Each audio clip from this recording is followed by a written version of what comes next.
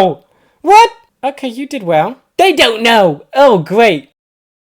What is up, guys? Welcome back to the channel. My name is Ben, and today I'll be reacting to The Legend of Korra Season 3, Episode 3. Now, in the last episode, we got some really good moments, and so we're seeing Korra's side of things. That's a lot tamer than the other side of stuff. She's going around the Earth Kingdom with Tenzin and the gang.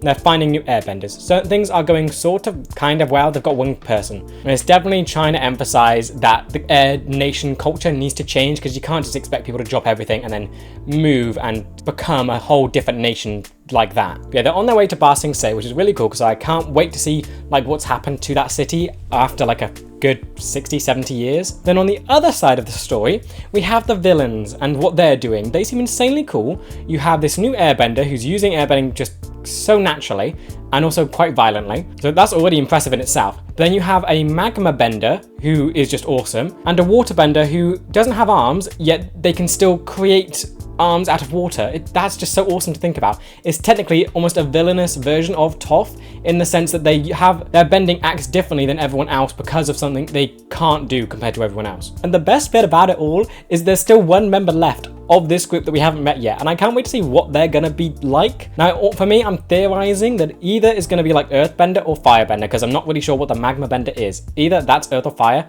I'm thinking Earth because he was given rocks and then he turned them into magma. So that means the next one could be Firebender, and it's what kind of weirdness comes with that. I'm thinking lightning bending, because the group, they have a grudge against the White Lotus and the Avatar.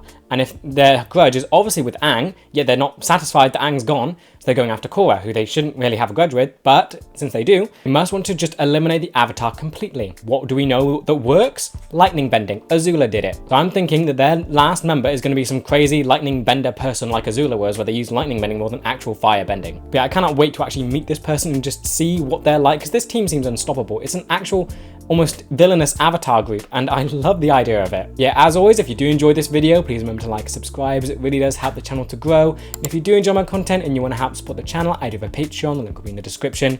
Over there I'm uploading these videos and the full reaction a week in advance. If that's something you're interested in, feel free to check it out. With that said, let's just dive on in. Oh, you're just a youngster, so I'm gonna go easy on you. It's gonna be interesting to see how interesting to see how an older person would learn airbending, considering it's so different to, like, I guess, who Boomie's personality is. Of course, Korra kind of made airbending adapt to her. Did I drop my wallet? Oh no. Joking? Please be joking. Give me that, you little thief. Yeah, it's just friendly banter. It's not actually him trying to steal things. What's the Earth Queen like? I've never met her, Is it Queen but now? I've heard she can be quite demanding. Okay, because we knew the king, so what actually happened there? Because he left and traveled the world, didn't he? So I guess he came back, and did he change anything? There's the wall. Please say it's better now, because it was so divided, and you had all the poor people shoved to the outer bit. I wonder how many airbenders are down there. Probably a lot, considering you had one in small villages quite often. I still love the look of it. It looks so cool. How are the people here? Oh, the lower ring looks terrible. Great, so it's still like that. Guess not much changes in 70 years. And let me guess, when you get to the center of it, it's all going to look so beautiful.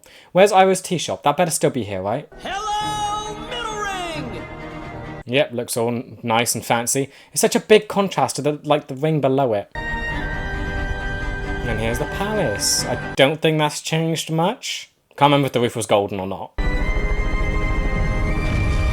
So you're actually meeting the Earth Queen then. How is this going to go? Are they still on the idea that they're going to take people and make a nation? Would the Queen be happy with these people taking her people and creating a whole new nation with them? Oh no, the Queen hates animals. We've got to get them out of sight. You gotta be kidding me. I can just stash Pabu in my shirt. These two are going to be a little tougher. Can they just go on top of the blimp? Don't look her in the eye. She can't stand that. If any food is served, don't eat before she eats. She doesn't sound like a good person. This is great. What happened to the royal family here? The other guy was quite nice. Clueless, but nice. Please, for my sake, just try not to upset Her Majesty. Oh no, don't. Yeah, oh great. Oh no, no, don't, Kai. Now go in and make yourselves comfortable and keep those animals out of sight in the backyard. Okay, so they've been given a nice little place, of course. So why they have houses to give away, and yet you have people living so badly in the lower ring. It's completely overshadowed by the topiaries. Take that buffoon away and get me someone who knows what they're doing. Granted, it does look bad just having two ducks there blocking the pond. I am surrounded by idiots. You're not a good person. Why? I finally get a visit from the Avatar. Let me guess. You want something. I'm surprised the Avatar hasn't actually done their world traveling yet. She kind of just stayed in the little raised prison thing. But after that, she should have been moving around more to introduce herself to the rest of the nations. Took advantage of my father's weakness and stole our lands. The United Republic is Earth Kingdom territory. Ah, great. So this is a bad relationship. And you are the last king's daughter. Roving bands of barbarians are raiding villages in the countryside. And now, some of my subjects are refusing to pay their taxes. Sounds like a problem on your end that you should be doing things to fix that. Maybe Topiary is supposed to be an eel swan. maybe try being nice and they might pay their taxes. Or try being a queen that people would want to support and keep around. I don't think I've seen him since we landed. I knew that kid was no good. He was just waiting for an opportunity to run away again. I don't know. He just found like valuables and went after that. I feel like he should come back just with things he stole. My new little brother. He's probably lost and scared. Bolin, no. Bolin and I will find him. No! To your left! Your other left! She's still going. Trying to gather all of the new airbenders who are popping up in the Earth Kingdom, and we'd like your help finding the ones in Ba Sing's. I don't think this is gonna go well. Before I even consider helping you, I'll need you to do something for me. Of course. Yeah, what? Barbarians have stolen my past 2 shipments. Go, collect my money, and bring it back here. Okay, that seems simple enough. But like, I feel like this isn't going to go well. She's already said that she's not happy with the Avatar for technically, not stealing, whatever, the Earth Kingdom land. That's what happened. Apparently she thinks that her father was tricked into giving away the land to build a Republic City. So I doubt she's going to be happy with the new Avatar taking her citizens too. And no one's considering this at all. Here, sir. Let me help you. Oh, you just stole all of his money. He's always been wearing Earth Kingdom uniform, so he fits in quite well here. Mako and Bolin! Your new family! Bolin, come on, you had this life. How naive was Bolin in this life? Did Mako protect him from a lot of it? That feels nice, but yeah, Mako definitely needs to get this kid under control. Excuse me. Pardon me. How did you survive your childhood? It really was just Mako looking after both of them. Let's go. You're in big trouble. Great. Oh dear, no. What's the plan? He has no plan. Okay, so he is just fully ditching them. Brother, huh? Yeah, just a lovable little scamp, isn't he? Bolin, come on. This is the express line to the lower ring. Next stop, Polcom Station. So wait, Mako and Bolin are heading to the lower ring now? So they're going to see this impoverished part. What are they going to take away from this place? Because I don't think even Aang and the gang ended up spending much time in this bit, did they? Passports and tickets. We can pay. Hold on. Tell me, he took your money. Come on, Kai, why? No. Kai wouldn't. It's honestly a brilliant plan. Gotta give it to him. Beat it, you two, before things get ugly.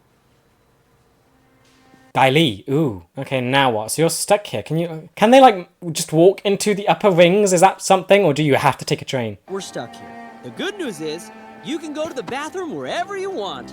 It looks kind of vibrant. I like what it looks nice-ish. I mean, it could have looked worse. It could look just grey and dark. But there's colour there. That's something. There are royal guards waiting at the vault. I doubt anything will happen.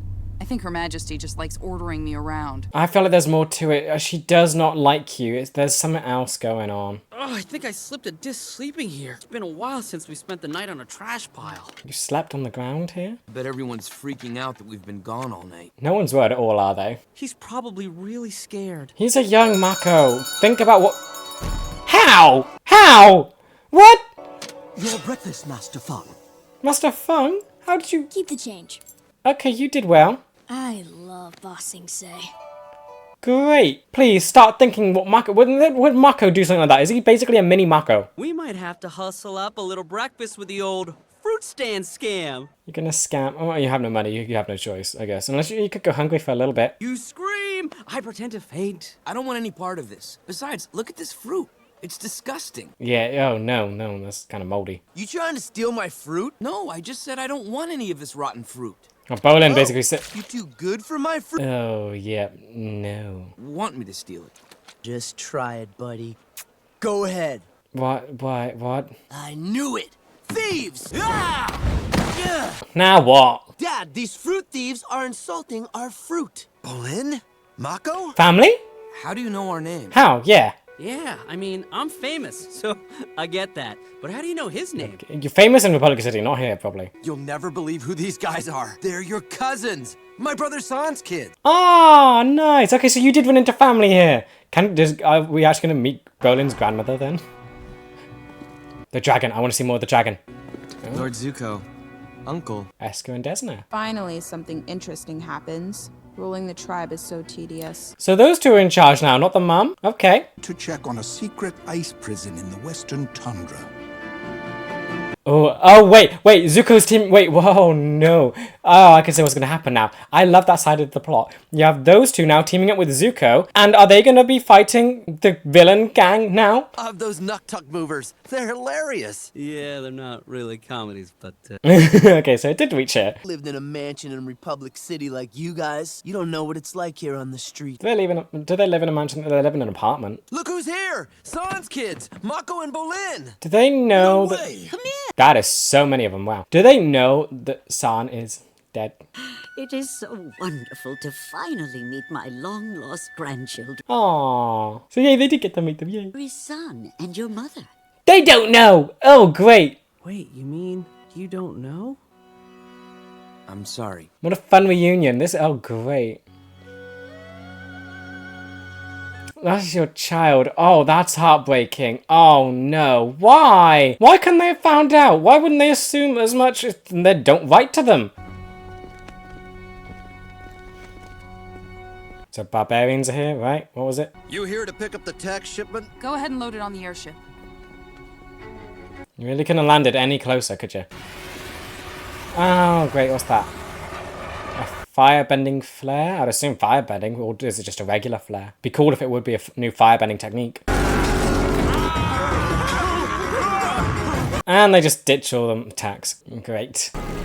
Maybe we should have brought everybody else. Oh, can these two have a fight scene, please? Asami doing something more. Yes, finally. Step away from the gold, ladies, and you won't get hurt. Fun hairstyle. But we're taking this gold back to Ba Sing Se. Oh, we love gals with spirit. Suit yourself. Is there going to be a twist here? I feel like the queen isn't that nice. Are these just bad people, or do they want the money for a reason? I'm looking for reasons to dislike the queen, basically, at this point. She's not a nice person. I'm waiting for it to turn out that she's not just a not nice person, but she's kind of just awful. Okay. Oh! They didn't get that bag then, yay. I have money scattered all across the floor. Finally, come on. Thank you for giving Asami more to do. Retreat! Retreat! Okay, so they're just gonna run away? Not gonna divulge? On the wrong side of this fight, Avatar! That gold belongs to the people, not the queen! There we go. There we go. The queen's not a nice person. At least now I have justification for just disliking her more. We have a secret prison we could have been throwing people in. That's exactly why you weren't told. So who's this last person? It's ice. It's got to be a firebender. That we had the firebending prison before. Yeah, volcano, boiling prison. If they got shoved in the cold box. Firebender named Pali who can create explosions with her mind. Huh?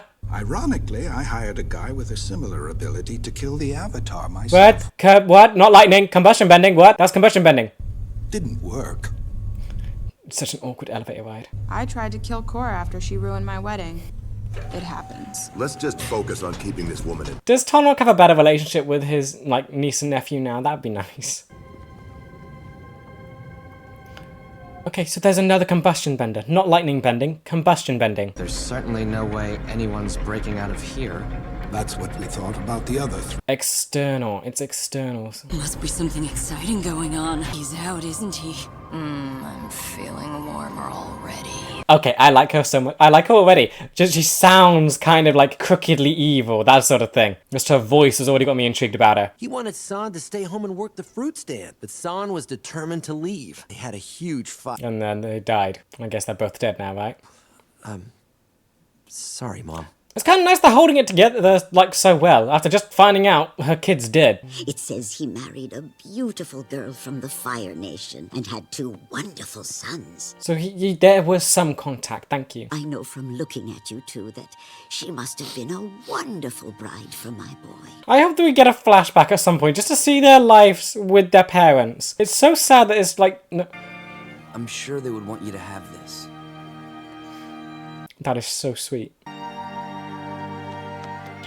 This is heartbreaking. Oh my. They've got to go to the Fire Nation now. They've got to do this again with the mother side. Start meeting some of the airbenders here in the city. The Dai Li thoroughly searched the city, but it seems your reports were incorrect. Liar. She looked to the side. She looked away. So, you can gather your little band and be on your way tomorrow. What are you doing? They're clearly here. We've seen that a few popped up in small villages. There would be tons here. We're not going anywhere until we find some airbenders. We know there are some here. Get her out of my sight! She's definitely not like her father. I'm trying to think. We've seen two rulers, technically, of Ba Sing Se. Dai Li and her. Who is she more similar to? I hope not the Dai Li, but it kind of seems like it's going that way. One of our neighbors started airbending about a week ago. 2 Dai Li agents come out of nowhere and snatch him up. They're going to be under the lake, aren't they? Queen's locking all the airbenders up somewhere and using them for experiments. Oh! Don't talk like that about Her Majesty. Oh, no, no. Of course. Granny, of course, loves the monarchy. Here, sir. Let me help. Airbending. Oh, no. Dai Li. Oh, dear. This could scare you straight. That's horrifying. Oh, you're done. Oh, why? Great. Dai Li just as bad as ever. Welcome to Her Majesty's Army. 1st Airbending Regiment. You live to fight for the Earth Queen. She's creating an airbender army? Great! Yep, she's awful. Definitely doesn't deserve the money. And, oh, Kai has been captured. I mean, I will say, Kai kind of had it coming with how he was acting and what he was doing. This kind of behavior, I don't think he would just suddenly change.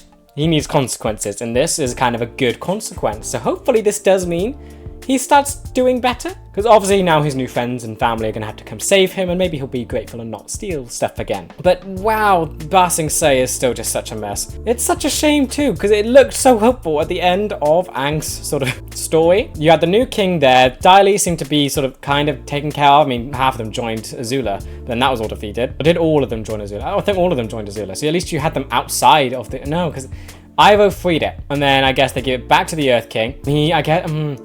He was kind of clueless, so maybe he wasn't the best at raising a kid, and this is how they turned out. And they saw what their father did, didn't like it, and chose to go in just the complete opposite direction. Yeah, an airbending army. It's creative, I'll give her that, but oh dear me, she's taken an opportunity and she seized it. But now how do you deal with that? So she's an enemy now, so how do you deal with the Earth Kingdom is an enemy. So now you've got Zahir's whole thing, and now you've got this to deal with. And you've got to save Kai, and hopefully all these other people too, and you've got to shut this thing down. But then I don't think she'd be happy with that. So then you're gonna make the Earth Kingdom your enemy. Oh no.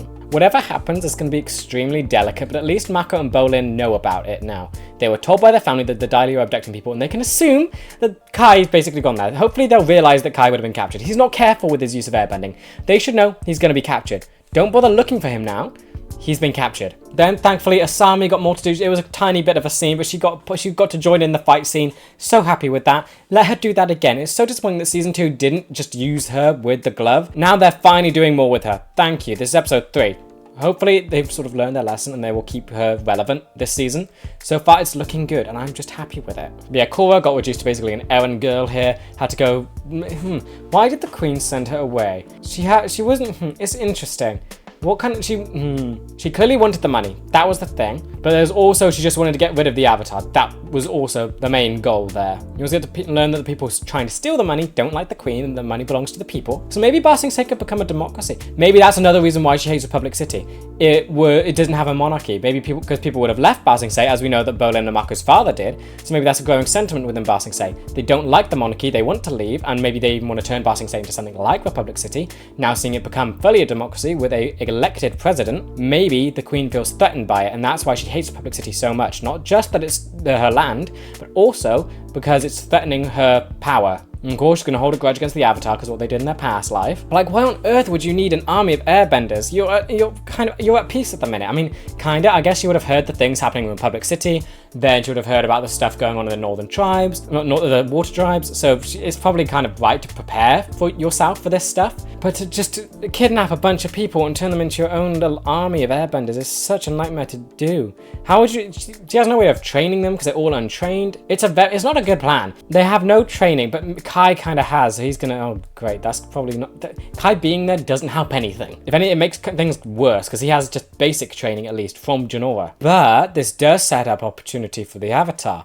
none of these people currently locked up are going to be loyal to the Earth Nation after this. But then again, they probably want to go to their families. Anything, if they free this lot, that good chance most of them would want to come with you. They're not going to be loyal to the Earth Kingdom. They're going to want to start a new nation. Hopefully they maybe even bring their families with them. That could be something. I mean, how come Tenzin isn't open to that? Why can't Tenzin let people bring their families with them to the Air Nation? That could easily solve a lot of his problems here. But yeah, then we have the other side of things, the other side of the plot, which is just feeling more crazy, and I love the concepts of. So we have Zuko with his dragon going to the Northern Water Tribe. He's got Tonraq, Eska, and Desna with him, and they've gone to a secret ice prison. So I was right, there was a firebender, just not what skill they had. Combustion bending, that's back. Now I think it's conflicting on where that started. Either it was a Fire Nation experiment and they experimented on people to create it, or it's just a very powerful technique that someone develops, because it's basically they're generating the flame on their forehead. That's the thing, because we didn't see her forehead, so that means she probably does have the whatever going on there. So they generate the flame, or the precision of igniting the air from their forehead. That's what they do. So somehow this practice has been able to survive and go to another person. And she talks. She talks as well. I can't wait to meet this person more. She talks she really creepily. I love the sound of her voice. Because the last guy didn't speak at all. And now we actually have someone to hear from this technique. It doesn't take away their voice. So if anything, that can mean she's more powerful, right? Because if it takes a lot of concentration and focus to do this technique, maybe that means the last one couldn't speak, because that would divert his attention from trying to blow up with stuff with his mind. But now that this woman can speak, or at least is choosing to, of course she isn't doing it here, but we never heard the other guy speak. I'm very excited. I can't wait to meet this person fully. I cannot wait to see what she's fully capable of. Has the technique evolved over 60 years since the last guy? And I think the best bit is that technique specifically is such a pain to deal with. Toph kind of managed to do it by she accidentally did it. One of the tiny pebble from her bending that broke hit the guy in the forehead, but Sokka was the one to deal with it. You don't really have someone with a boomerang to do that in Korra's group. So who can actually deal with a combustion bender now? I just love how dangerous this villainous Avatar group feel, and it feels like such the perfect challenge for not only Korra, but the actual entire team. Where in Season 2, the challenge was solely to Korra. No one else was being challenged because they were just being destroyed. There was no chance of them actually doing anything there. Here, there's something for all of them. Even technically Zahir does help as well, because he was a non-bender before getting airbending. So he even fits in with Asami and I guess the idea of being non-bending before getting that ability. But yeah, I'm also just happy to see Zuko again and just to hear bits of his personality back.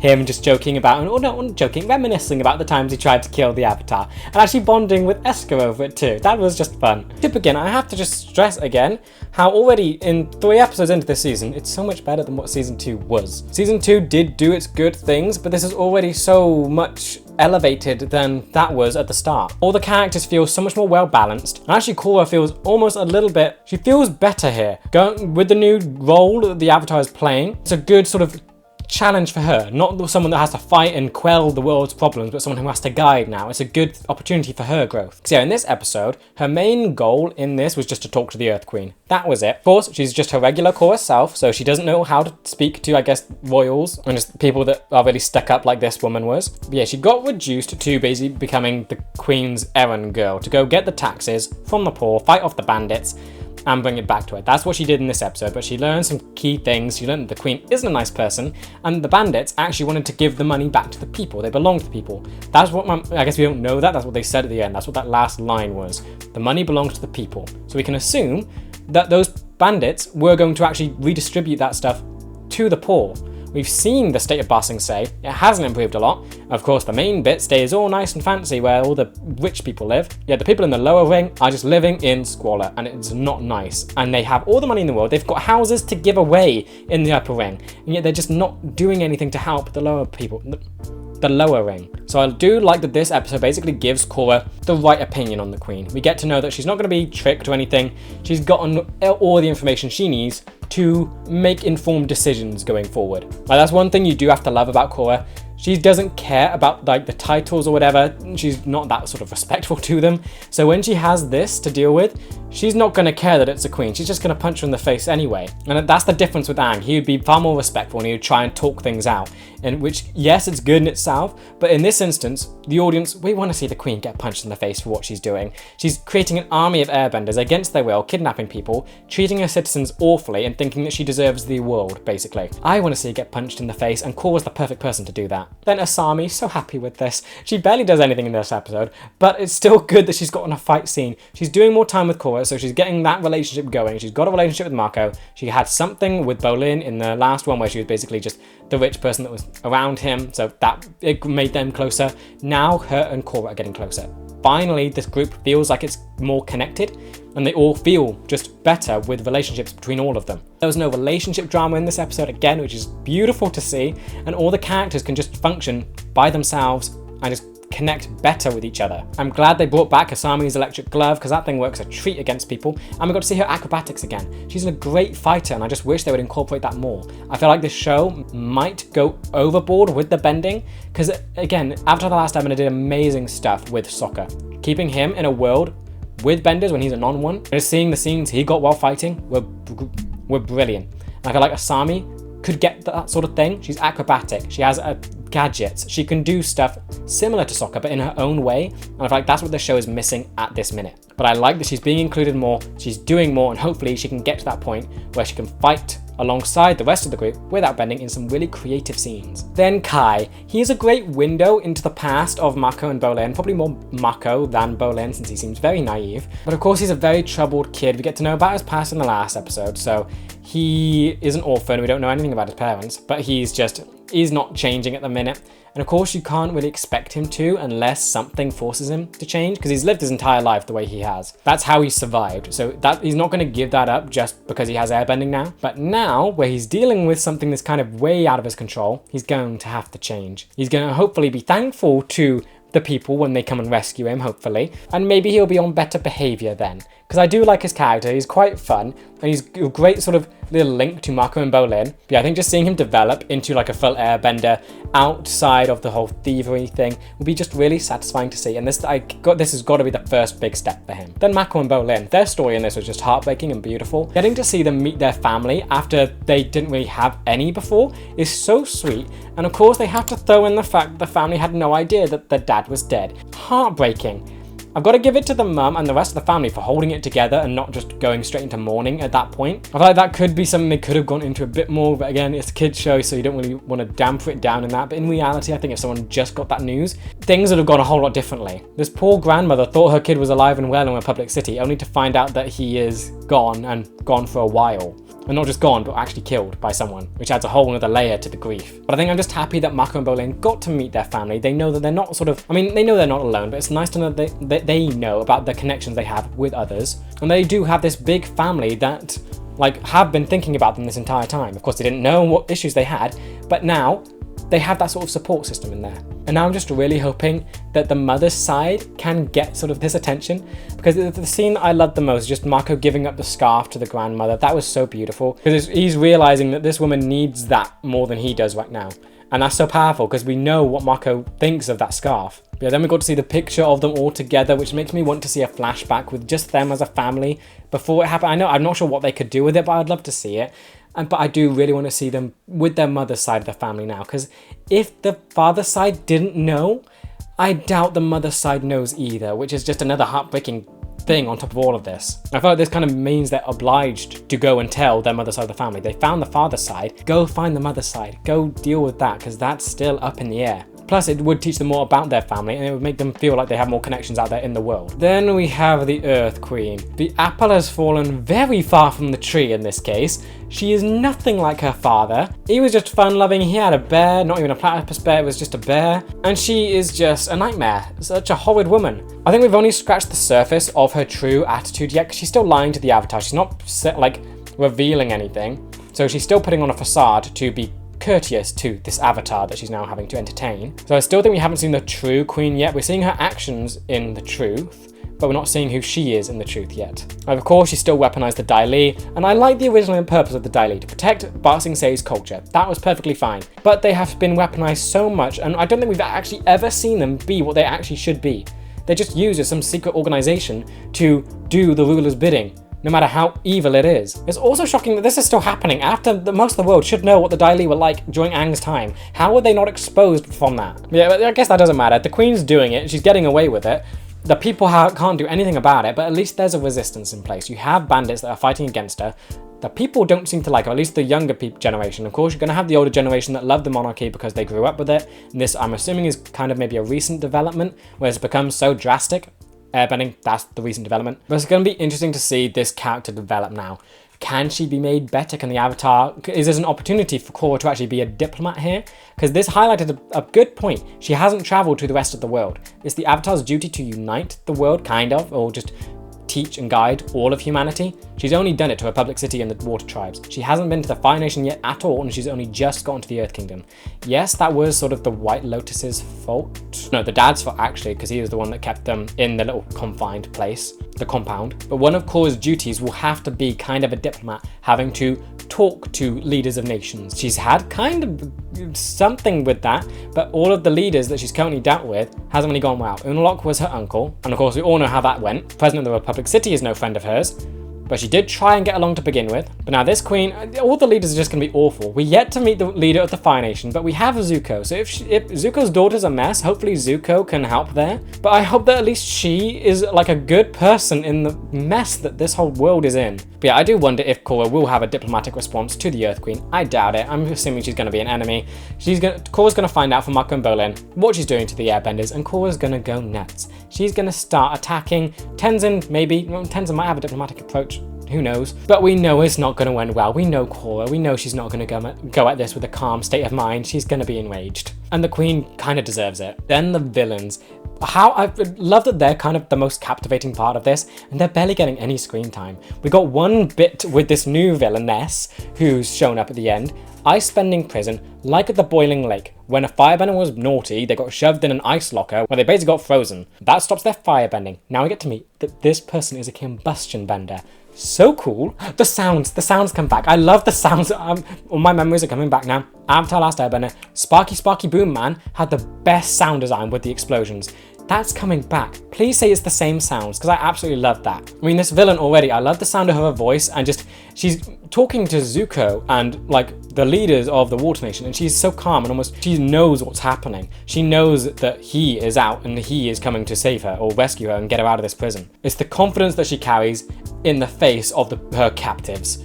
It's so much fun, and I cannot wait to see what she actually looks like outside of the prison and just what her powers will be. She is the last one, I'm assuming. Maybe she could be the most powerful. It's explosion bending, essentially. I feel like she will be. You have magma, you have water, you have air. One's explosions. They're definitely saving the most powerful till last. Like, we know very little about the villain's end goal here, and it's so exciting to just get to follow it along. Zahir didn't even show up in this episode, which is just, I love how they're playing with the villain already. Unalaq, he was badly written, but he was at least there. Here, I like the absence because we know they're plotting, they're planning. We've seen how effective they are. We know that they're not just taking an idle moment to do nothing. They're doing something, and we know they're coming for this woman now. They're going to free her, which I have no doubt about at this point, and they're going to be a force to be reckoned with, and I can't wait to find out what their goal is, what their motivation is, because we know it's sort of to go after the Avatar, and I think that's in general. Aang's gone, is Korra. But why? It has to be what Aang did, because Korra's got no clue about any of this. So what on earth did Aang do to make these people so mad? Was it just lock them up and they were just generally awful before? I don't know. I just can't wait to find out like what they are, because we've gotten to see their dynamic briefly as three of them. What's their dynamic going to be as a four? I hope that it's kind of as strong as like the actual Avatar group, because that's kind of it. There's four people with all different bending styles working together. It's such a cool concept that it's a villains group now. I cannot wait to see what happens and just where this will go. But as for what's next, it's clear that the Earth Nation has become an enemy. Korra, Mako and Bolin know. They know what the Dai Li are doing. They're going to try and get back to Korra. That's going to be the tricky thing. Hopefully the Dai Li don't know that they know, so they can get back to Korra, and then heads will roll, basically.